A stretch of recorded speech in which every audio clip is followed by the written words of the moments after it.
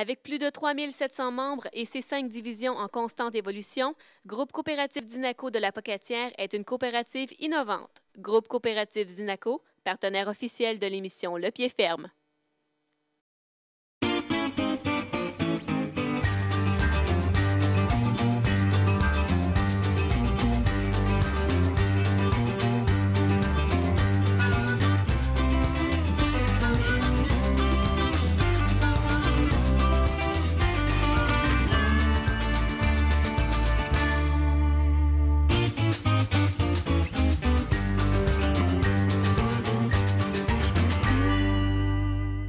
Est-ce que tu as déjà pensé à avoir des chevaux à la maison?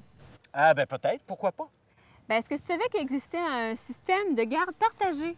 De garde partagée, une semaine à toi, une semaine à moi? Non. Une semaine à toi, une semaine aux experts. Ah, OK, fait qu'on va aller voir les experts pour savoir comment ça fonctionne exactement. Eh oui.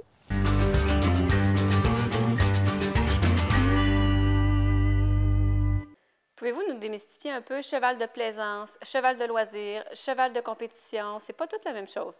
Non, bien, tout dépendant, selon la discipline qu'on va faire au cheval, on va aller chercher différentes caractéristiques. Donc, si on va chercher un cheval de plaisance western, on va chercher un cheval qui a des allures assez raccourcies, qui va être très aérien, qui va être léger. Si on veut aller chercher un cheval, exemple, pour faire de la randonnée, bien là, on va aller chercher un cheval qui va être un petit peu plus massif. On va accorder beaucoup d'importance aux pieds, puis surtout au tempérament, parce qu'un cheval qui va être un cheval de randonnée, bien, on veut pouvoir circuler dans les sentiers, puis avoir un cheval qui est calme, qui n'est pas peureux, qui est volontaire. Tandis que si on va plus vers un volet de compétition, bien, cet aspect-là est peut-être un petit peu moins prédominant, là.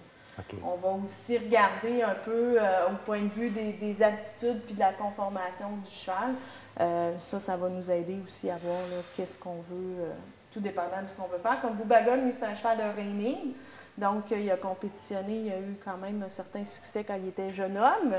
Et puis, les chevaux de reining, en général, ce sont des chevaux qui sont assez petits, assez compacts, bien équilibrés.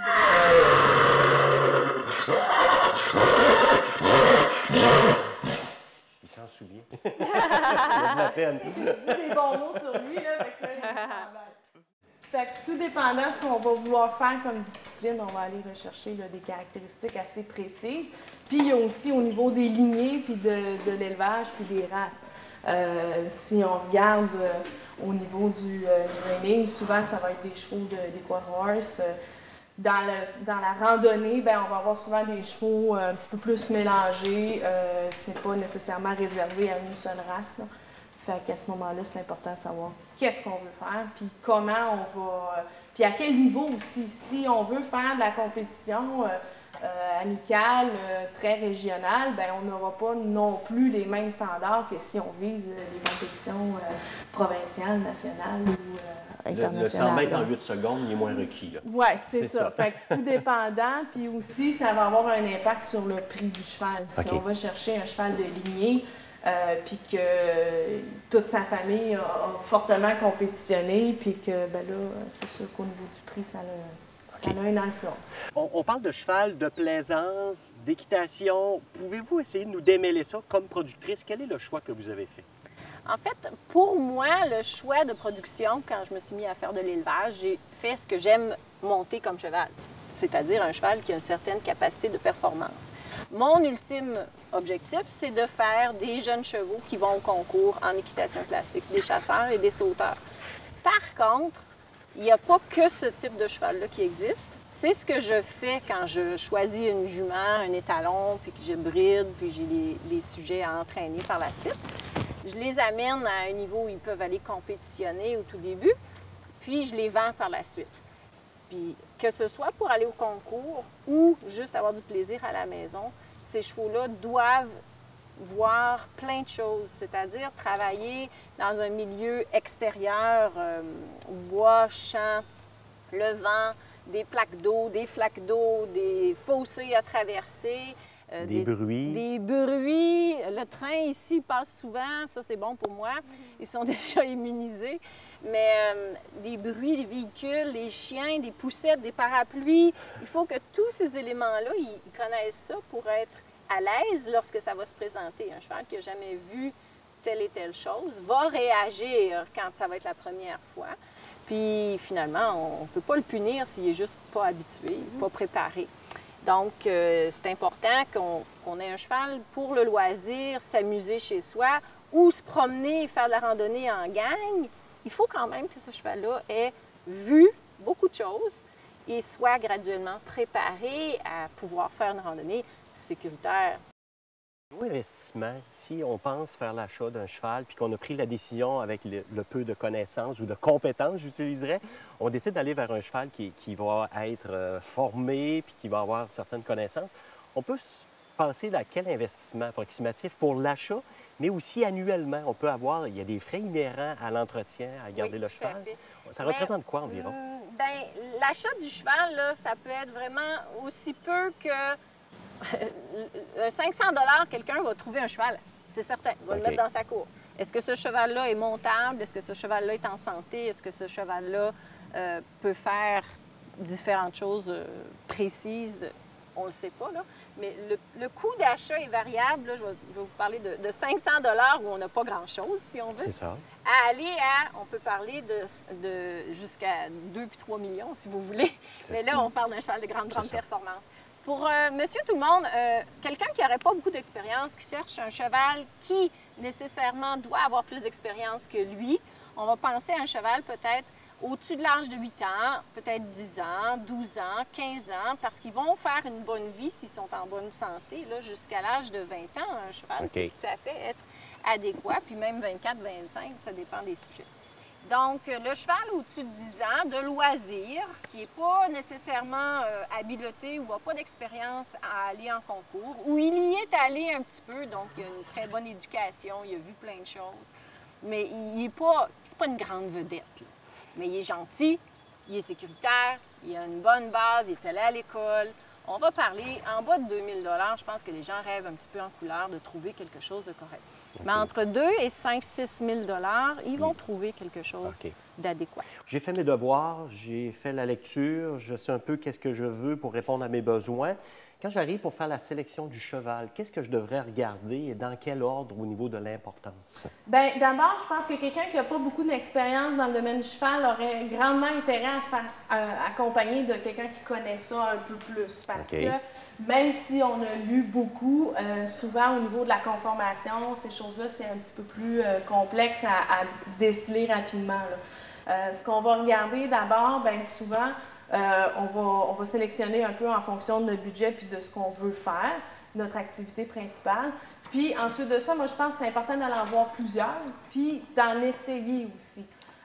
Des fois, le cheval comme ça dans la ligne, il est super beau, il est super gentil, mais c'est important que si on veut en faire un cheval soit de loisir ou de compétition, bien, c'est important qu'on puisse en faire l'essai pour voir si son tempérament correspond à ce qu'on cherche, si son niveau technique est vraiment ce qu'on attend. On va regarder aussi au niveau des pieds. Ce qu'on cherche, c'est un pied assez large, bien évasé, qui va pouvoir bien porter le poids du cheval. Ensuite de ça, bien, il y a d'autres critères qui sont plus esthétiques, mais c'est important de les considérer. Il y a des gens qui adorent les chevaux noirs, mais ça devrait venir assez loin dans notre liste. On a tendance à dire « Oh, mon Dieu, il est beau, je le veux, c'est lui », puis à passer un petit peu à côté des autres aspects. Une fois qu'on a fixé notre choix puis qu'on a un ou deux prospects qui nous intéressent particulièrement, ce qui est important aussi, c'est de faire passer une visite vétérinaire. Un œil peu aguerri risque de passer à côté certaines problématiques de santé comme des boiteries ou des problèmes respiratoires chroniques ou des choses comme ça. Fait que c'est sûr que des fois, les gens ils disent « Oui, mais moi, j'achète un cheval pas tellement dispendieux. » C'est important d'investir pour ne pas être déçu. Passe à l'inspection, dans le fond. Oui, c'est vraiment ça. Puis ça s'appelle l'examen d'achat. On fait appel à un vétérinaire, puis lui, il va faire différentes vérifications sur le cheval. Il va le faire trotter, il va le mettre en avant, il va faire peut-être des flexions au niveau des membres pour essayer de déceler une boiterie qui ne serait pas nécessairement visible comme ça à l'arrêt, mais qui pourrait hypothéquer l'utilisation qu'on souhaite faire du cheval. Même chose aussi au niveau de santé respiratoire, il va sculpter le cheval, il va vérifier son rythme cardiaque, sa fréquence respiratoire, plusieurs choses. Puis, ça reste que c'est un animal vivant, donc à la fin, il va pouvoir nous dire aujourd'hui, là, maintenant, ce cheval-là, il est sain, ou il y a peut-être un petit quelque chose à considérer. Des grandes lignes de la conformation qu'on va regarder, c'est sûr que c'est un sujet assez vaste, là. On peut travailler longtemps à évaluer la conformation d'un cheval, mais en très résumé, d'abord, on va regarder un petit peu les antérieurs. Si on faisait une ligne imaginaire qui partait d'ici puis qui descendait jusqu'en bas, est-ce que le membre va se séparer également? Okay. Donc, si on a un cheval qui est comme ça, ou à l'inverse qui est comme ça, bien là, ça va affecter sa capacité à long terme. Il va pas boiter demain matin, mais avec le travail, avec le temps, ça risque d'être un petit peu plus problématique. En général, aussi, on va chercher des chevaux qui ont un poitrail qui est assez large. Lui, c'est sûr que c'est pas le meilleur exemple parce que, comme il est étalon, son encolure est hyper développée. Fait que ça lui donne un petit peu l'impression d'être serré, mais il n'est pas serré du tout. Là. Et puis au niveau des postérieurs, c'est un peu la même chose. Donc, on veut avoir les postérieurs passablement droits. Okay. Et puis, on regarde un petit peu l'allure générale du cheval. Les proportions doivent être à peu près équilibrées. Puis rapidement, quand on veut se donner une idée de l'état de santé général, c'est sûr que c'est un indicateur, mais c'est pas magique, on va regarder un petit peu l'état de son poil. Si le cheval il a un beau poil brillant, soyeux, c'est déjà un indicateur que, bon, généralement, ça va assez bien. On va regarder aussi l'état de chair du cheval. Bouba, il est quand même assez bien de vue. On ne cherche pas un cheval trop gras. S'il est vraiment extrêmement gras, ça lui fait plus de poids à porter, donc à la longue, ça va être néfaste pour lui. On cherche un cheval qu'on ne voit pas les côtes, mais qu'en passant nos doigts dessus, on est capable de les sentir, qu'on sent que la structure est ici en dessous. Okay. Fait que ça va nous donner un petit peu une idée de quelles sont ses conditions de vie actuelles. C'est pas parce qu'un cheval est maigre que c'est pas récupérable, mais si on va dans une écurie où on souhaite mettre notre cheval en pension et que tous les chevaux sont extrêmement maigres, des fois, ça peut nous intimider.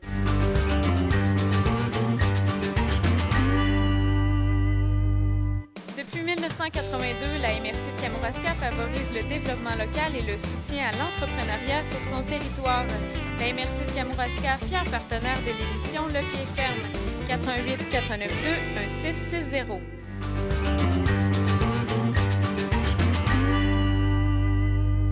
La chronique vétérinaire est une présentation de la Financière agricole du Québec. De par son réseau de centres et de comptoirs de services dans toutes les régions de la province, cette organisation est un partenaire unique avec le monde agricole. 1-800-749-3646. Donc, M. Damour, on est ici pour parler de parage de sabots. Qu'est-ce que c'est qu'un parage de sabot, premièrement? Le parage de sabot, c'est tout simplement un ongle qui pousse sur le cheval. C'est la muraille, ça s'appelle. C'est comme les humains, ça pousse, donc il faut le tailler, sinon le cheval est complètement déséquilibré, pas à l'aise, il n'est pas confortable du tout. Là. Donc, c'est ça les conséquences si on... Mais en même temps, je veux dire, un sabot, c'est essentiel chez un cheval. Là. Essentiel, je vous dirais que c'est la base. Pas de pied, pas de cheval. Là. Il marche sur 4 sabots, donc ils ont besoin de 4 pieds. Là. Quelles sont les étapes d'un parage de sabot? Les étapes, écoute, il y a la fourchette. Ça, il faut bien dégager la fourchette. Sinon, il peut y avoir des causes de pourriture de pied. Il faut bien la dégager. Ensuite, mais la fourchette, c'est quoi? C'est le petit pied, c'est au centre du sabot. Ensuite, il y a la sole. La sole, il faut dégager normalement. Puis la muraille, soit qu'on la coupe au pince, est longue. Ensuite, à la râpe. Là, on va égaliser le pied à la râpe. Au niveau de l'entretien, est-ce qu'il y a un entretien particulier à faire au niveau des sabots? Oui, bien, écoute, bien dégager la fourchette, justement, pour qu'il y ait de pourriture, graisser, assouplir le pied, parce que c'est de la corne, c'est une pompe, un pied de cheval. Hein? Donc, tu sais, bien humidifier le pied. Après, être régulier sur les parages, appeler son maréchal régulièrement. Là. Donc, justement, à quelle fréquence on doit changer? On dit 6 à 8 semaines. Quand même, c'est rapide. Oui, quand même, oui, 6 à 8 semaines pour faire le tour du cheval. Là. Quels sont les problèmes qu'on peut avoir, en fait, au niveau du cheval, si on ne fait pas parage de sabot assez régulier? Ah, trop long. Il peut se développer plein de problèmes au niveau de la patte en général sur le cheval. Il peut avoir de la pourriture, comme je vous ai dit tantôt. Il peut avoir le naviculaire. Il peut avoir plein de choses. Est-ce que l'entretien des sabots, c'est quelque chose que le producteur peut faire lui-même ou il faut absolument appeler un maréchal? Moi, je le conseille vraiment pas parce que c'est vraiment technique, c'est vraiment de la précision. Surtout que le cheval, oui, ça parle pas, mais Ça prend quand même quelqu'un qui est quand même habitué de faire le métier parce qu'il faut que tu vois si ça marche bien, les aplombs, les degrés, s'ils sont beaux. La personne qui va faire ça lui-même, oui, tout le monde est capable de couper de la corde, mais c'est pas nécessairement droite. Fait que moi, je conseille vraiment le maraîchage.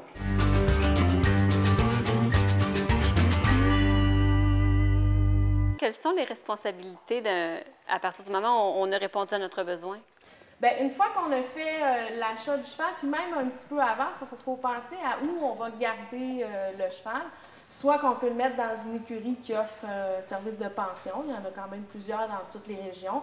Quand on choisit un service de pension, c'est important d'aller visiter, d'aller voir les gens, de rencontrer, puis de regarder un petit peu le fonctionnement, l'état des lieux. Est-ce que les clôtures sont sécuritaires? Est-ce que l'eau est à volonté en tout temps? Est-ce que les chevaux, en général, sont dans un bon état de chair?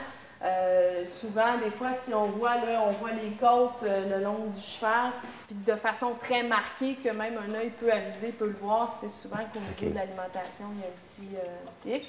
Puis de jaser aussi avec les personnes, parce que souvent, c'est un côté social. Hein, fait que c'est important que les gens à qui on va confier notre cheval soient, qu'on s'entende bien, puis qu'il y ait une bonne communication. Si on décide de s'installer quelque chose chez soi, bien là, c'est important de se documenter. Des fois, les gens veulent bien faire, mais ils investissent des sous, puis finalement, ce qui a été construit n'est pas adéquat pour le cheval. Fait que c'est important là, de se renseigner comme il faut, puis de pouvoir lui offrir un milieu de vie là, qui va être en lien avec ses besoins, puis qui va assurer son bien-être.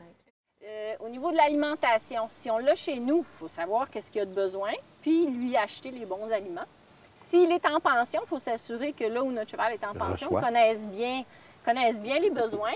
Parce que peut-être que ça devient notre responsabilité comme propriétaire de dire « je souhaite que mon cheval reçoive tant de cet aliment-là », si c'est moi qui choisis. Dépendant de où je suis en pension, on choisit nos aliments, puis on les paye à part de la pension, ou c'est compris dans la pension. Mais l'un comme l'autre, il faut s'assurer que ce soit les bons aliments qui conviennent pour le cheval. Donc, foin, alimentation de foin et grains, vitamines, suppléments minéraux, sel, ça sera compris dans une pension souvent, sinon on achète. Mais on peut parler d'un minimum de 30 à 40 $ de suppléments si le cheval travaille beaucoup, c'est-à-dire s'il est très actif. S'il est moins actif, moins de performance, on peut peut-être penser à une vingtaine de dollars de minéraux par mois, quelque chose dans ces eaux-là. Le foin, c'est la base de l'alimentation. Alors, le foin, idéalement, si on pouvait avoir de l'herbe verte à profusion toute l'année, on serait en voiture. C'est pas le cas. La plupart du temps, on n'a pas suffisamment de pâturage pour nourrir juste au foin vert, c'est-à-dire à l'herbe. On doit procéder avec le foin séché, le foin en balle. C'est probablement la plus grande importance au niveau alimentaire, c'est la qualité du foin parce que le cheval est très, très sensible au niveau respiratoire avec accès aux poussières, aux moisissures, aux pollens qui sont dans le foin. Si le foin est de qualité moyenne, ça va endommager le système respiratoire du cheval et c'est irréversible. À un moment donné, quand il devient hyper allergique, faut vivre avec, puis ça peut aller jusqu'à ne plus pouvoir bien respirer. Okay. Souvent, les foins de graminées sont excellents. 100% graminées, c'est très bon pour un cheval qui travaille peu. Mais s'il y a un peu de légumineuses, ça va aussi être adéquat.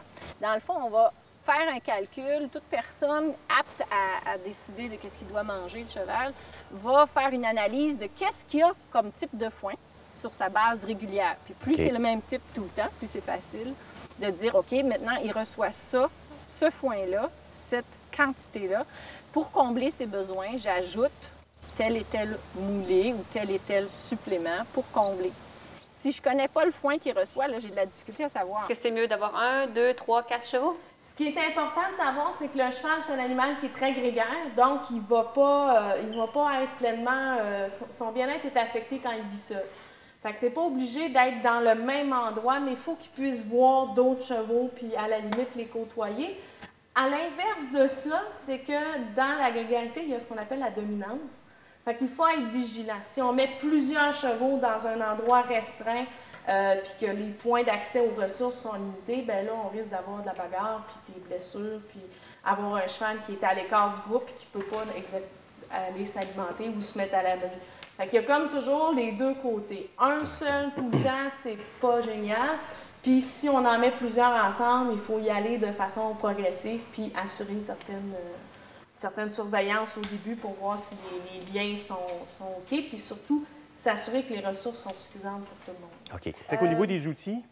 Au niveau des outils, on va avoir ce qu'on appelle une étrille de caoutchouc. Fait que ça va être la première étape qu'on va utiliser. OK. On va la travailler vraiment de façon circulaire et en mettant une bonne pression sur toutes les parties charnues du cheval. Donc, quand on va arriver au niveau des membres, où il n'y a pas vraiment de muscles et ni de gras, on va s'abstenir avec cette brosse-là. OK. Puis, on va faire vraiment l'ensemble du corps. L'objectif, c'est quand on a fini celle-là, le cheval est plus sale qu'au début.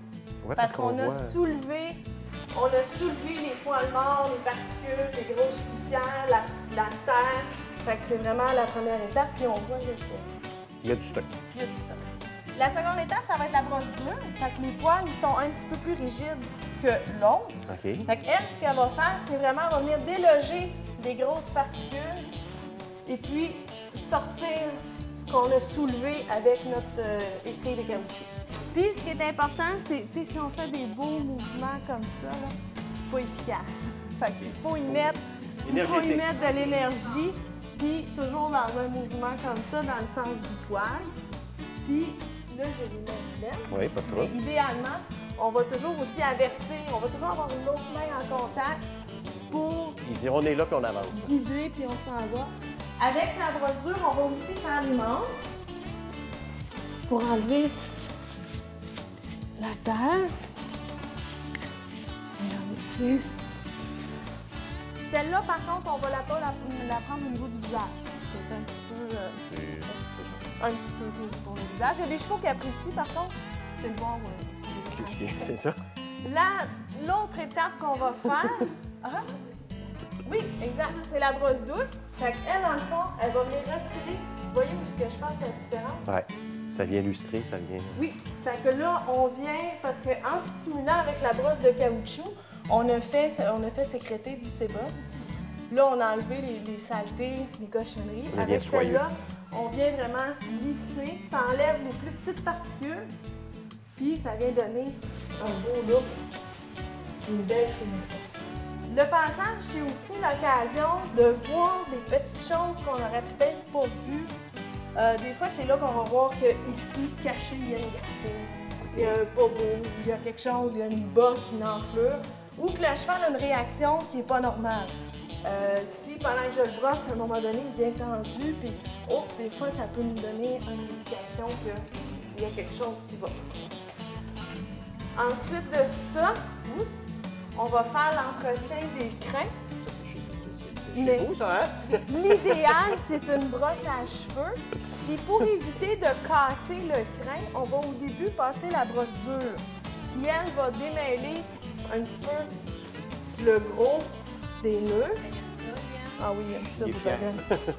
Puis ensuite, avec une brosse à cheveux, on peut venir finir le démêlage. Quand c'est très mêlé, on commence par les pointes, puis on remonte. Ce qu'on veut, c'est éviter de casser trop les crins ou d'en arracher. Quand c'est à répétition, à un moment donné, à chaque brossage, on enlève quelques crins. Fait que si on a une brosse qui est très rigide, puisqu'on enlève des crins, on enlève des crins. Oh. À un moment donné, la crinière devient un petit peu mince, puis c'est esthétique.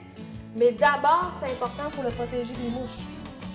Donc, c'est important qu'il reste un petit peu crinière. Au niveau des personnes qui manquent de formation ou d'information, est-ce que l'ITA Campus La Pocatière, il y a certains services ou certains documents qui sont disponibles? Bien, on a un service de formation continue où il y a plusieurs petits cours qui peuvent être montés pour des gens de l'extérieur qui souhaitent se familiariser avec différentes informations.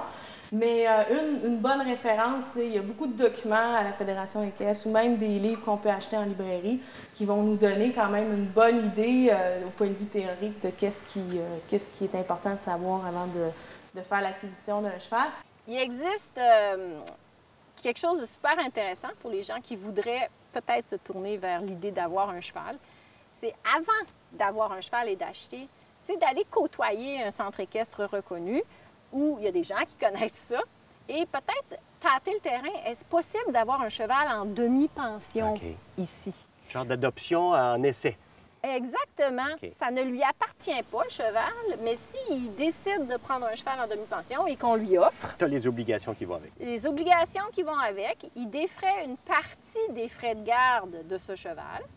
Mais il y aura aussi toujours des gens autour de lui pour l'aider dans son cheminement, puis il va devenir propriétaire à temps partiel de ce cheval, puis réaliser qu'est-ce que ça implique. Je pense que ce qui est vraiment important, c'est que les individus qui veulent avoir un animal puis avoir du plaisir, que ce soit, encore une fois, pour performer puis apprendre peu à peu, puis peut-être même finir au concours, ou rester à la maison, avoir du plaisir, aller en randonnée avec un ou l'autre ami qui a aussi des chevaux. Dans un cas comme dans l'autre, il faut s'associer à des gens qui connaissent. Si nous, on ne connaît pas ça, il faut aller quelque part. Pourquoi pas aller en pension chez un endroit reconnu qui aura quelqu'un qui peut nous aider en tout temps, nous réaligner, répondre à nos questions, puis pas se gêner pour dire qu'on a besoin de formation.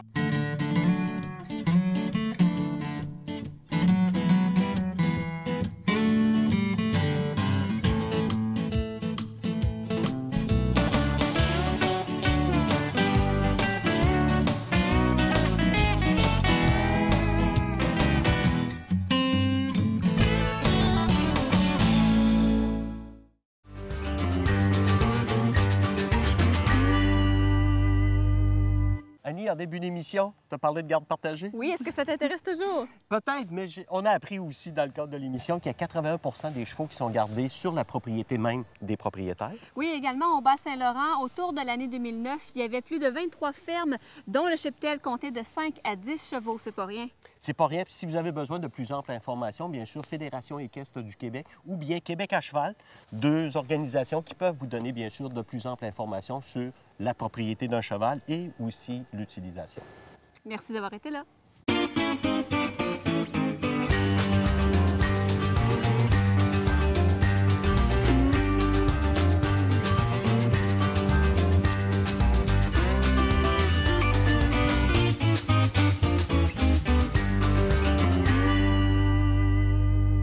La Financière agricole du Québec est une organisation de première ligne dans le développement du secteur agricole et agroalimentaire au Québec.